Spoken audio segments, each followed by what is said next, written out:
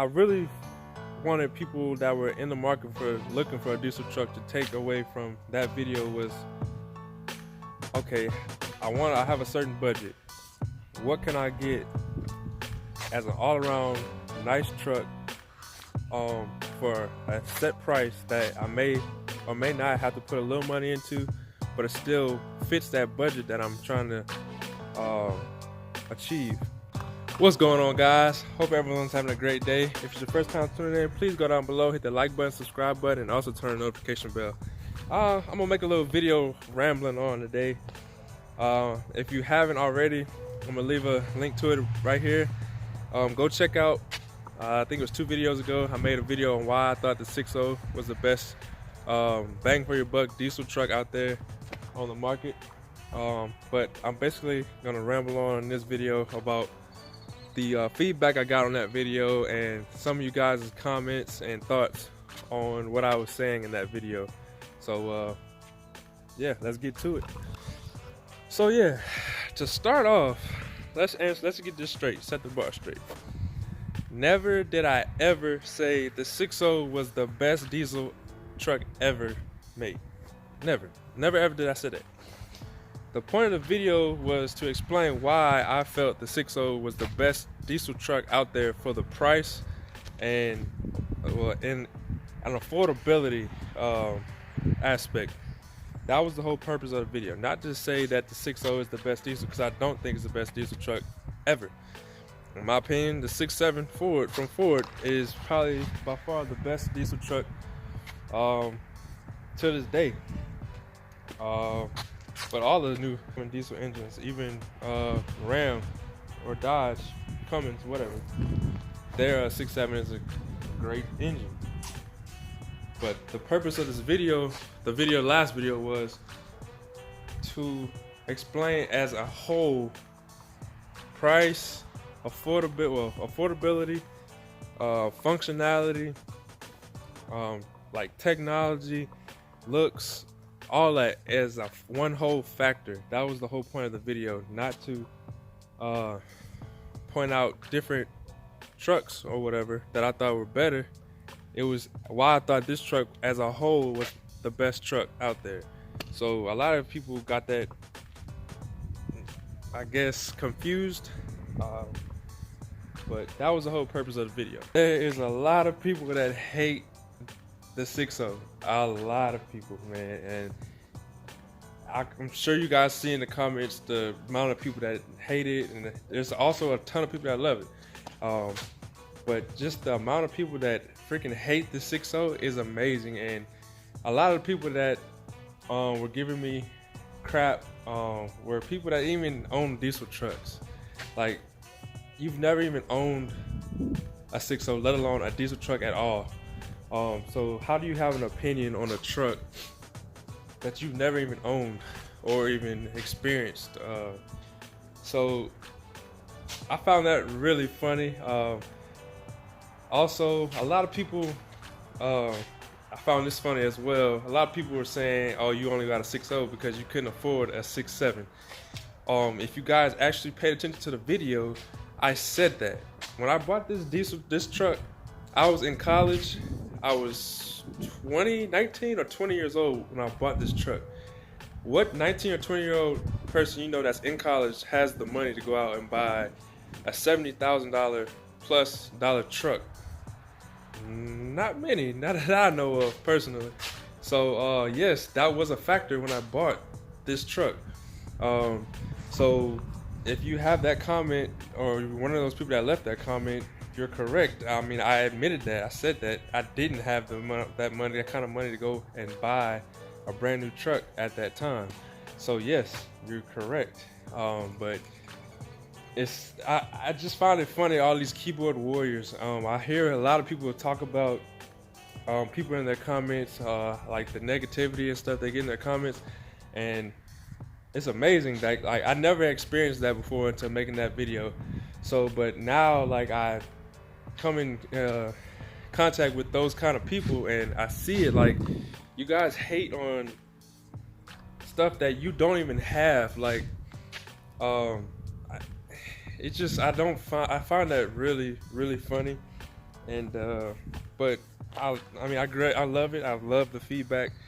I did say I'm open to negative and positive feedback. So, I mean, I guess I got what I asked for. Did it hurt my feelings? Not at all, because half the people that were commenting and saying stuff like that couldn't afford to buy this truck from me, or couldn't even afford to build this truck. And that's not to brag or anything. That's just being real. But yeah, thank you guys for all the people that did say good things about the 6.0. A lot of you guys own 6.0s, and which is awesome. I freaking love that. The community is getting bigger as these trucks grow older. A lot more and more information is coming out on these trucks, so people are learning more about them, and it's great. A lot of you guys commented below in the comments and said that you guys appreciate the people that stereotype the 6.0 and have their, biased opinions on them, because so in return, it makes the price of 6.0s a lot cheaper to go out and buy, which is a great thing.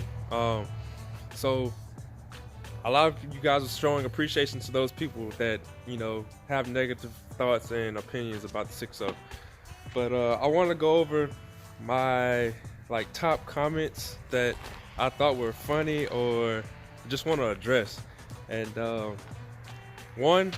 first one was someone left a comment saying that Ford doesn't have the best interior, and that Ram, Dodge, whatever you want to call it, has had the best interior since 2013.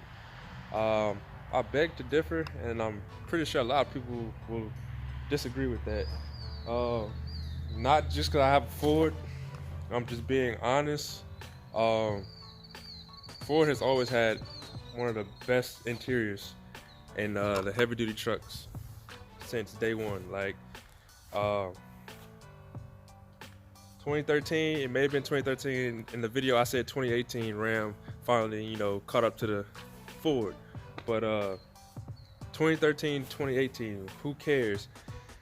The point was in the video, Ford has always had a better interior and still has a better interior. So that was the point in that aspect of what I was saying, that Ford always had the better interior. And so a lot of people were just straight butthurt that I made this video, and I found it so funny, bro. I didn't think I was gonna get this type of reaction, but I'm glad I did, because it's just hilarious. I like the wimpy people out here that really get hurt and their feelings hurt about stuff like this. And I mean, you have your opinion on what you drive and your preference. I'm a Ford person. Yes, I have Chevy. I've owned Dodge, a Dodge car, a Chevy car, but I'm a Ford person. I mean, I just like cars. So for you guys to get so worked up and butthurt about things is funny. And grown men, not any teenagers or 20-year-old people.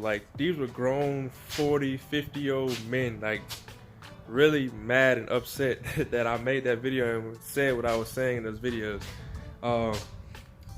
One person said something about the 6.0. They was just dogging the 6.0. There's a lot of people, actually. A lot of people just dogging the 6.0. It's a crappy truck. It was a horrible truck from the get-go. It just never was anything. And I'm like, yes, Ford had their issues with this international engine.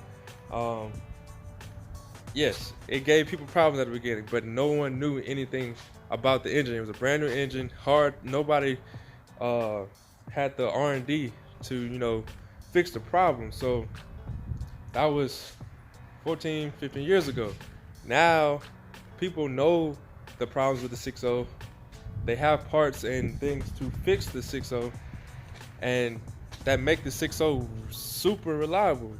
A lot of people were saying it's not reliable, and I had other people going back at them saying that is reliable. They have trucks with 260,000 plus miles, 300 plus thousand miles, and that they haven't had any issues out of the truck. I mean, and that is true. Like I've said, a lot of times, well, I replied in a lot of comments saying that my dad has a bone stock 03 6.0 bought straight off the lot.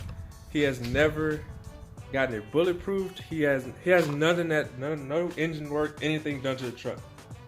He's changed his batteries multiple times, a starter, an alternator, let's see, and something else, but nothing dealing with having to bulletproof the truck or anything like that. His truck still runs fine. He drives it daily, and it fires right up every time he hops in the truck. So it's all about how you take care of a truck and use the truck. Don't push it over its limit. Like a lot of people were saying that they had a 6.0 for 50 miles and it crapped out on them. What were you doing those 50 miles? Like, I don't know any vehicle that would just crap out in 50 miles. Like, that just doesn't sound right to me. But like my truck still runs great. It's bulletproof, yes. But I really only got bulletproof because I plan on doing a lot more things to it. Turbos, bigger stuff like bigger injectors, performance mods. So that was preventative maintenance, and it was also going to a shop to be worked on for some other reasons. So it was like common sense just to get all that done while I was there. I had already planned on doing it. So that was another key comment. Another comment was someone was really butthurt that I said GM needs to get solid axles. Am I wrong? Like, no. GM is the only heavy duty truck that does not come with a solid axle, and I feel that they're behind the ball. Like Ford and Ram, they run the solid axle for a reason.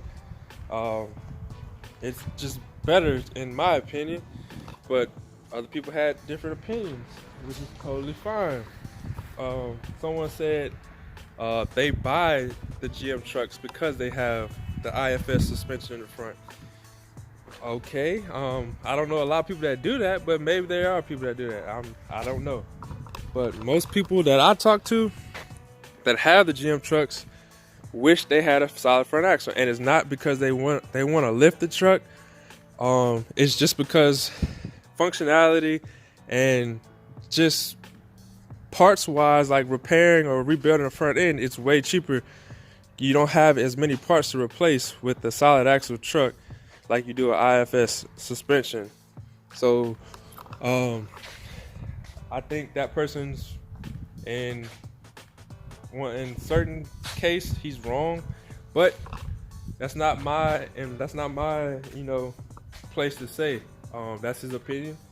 So let it be. What was another thing?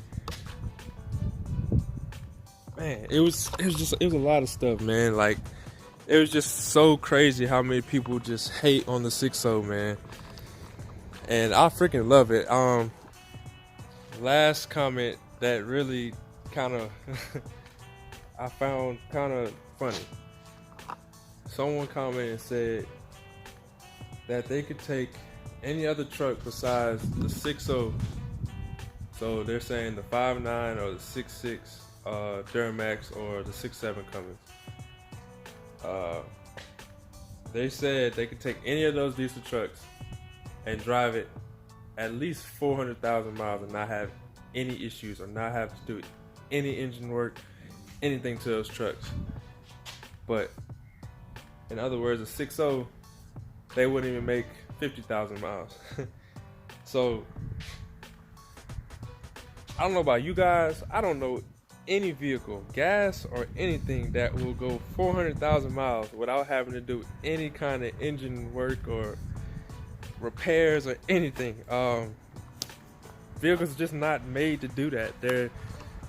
They need to be serviced, or they need to be like fixed. 400,000 miles is a lot of miles, and I may be wrong, but I don't know any truck out there that has gone that long without having to get new injectors or fuel pump, oil pumps, or anything.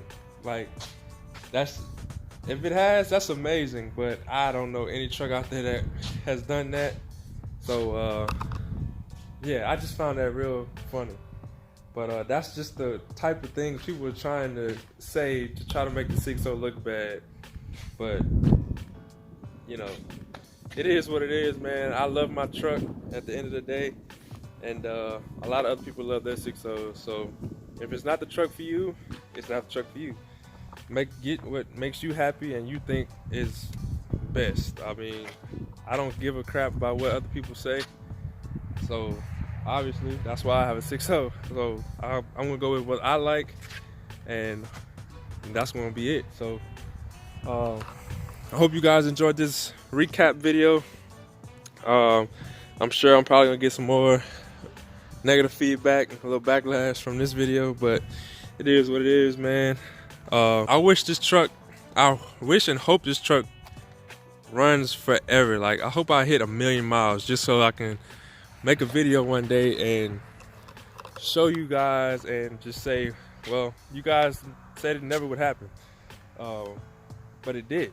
So hopefully that I have this truck long enough that it don't make it that long, or at least 500,000 miles, so I could just say, well, 500,000 miles.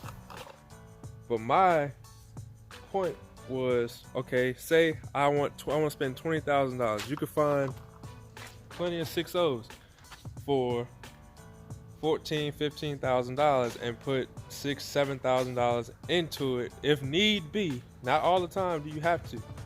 If need be, to bulletproof it and everything, and not have any trouble after that. And still be $20,000, $22,000, $23,000. That's doable. So that was the main point. Yes, you can get a 5.9, 6.7, or a Duramax, but are you going to be able to fit that price range that you're looking for, or someone my age when buying a truck like this can afford, should I say? That was the point of the video. People took it way out of context and just was being super negative, and like, I don't know. I'm like, why? I mean, are you really that upset and hurt? So yeah, I hope everyone has a great day. Thank you for tuning in, and everyone be safe out there. Peace.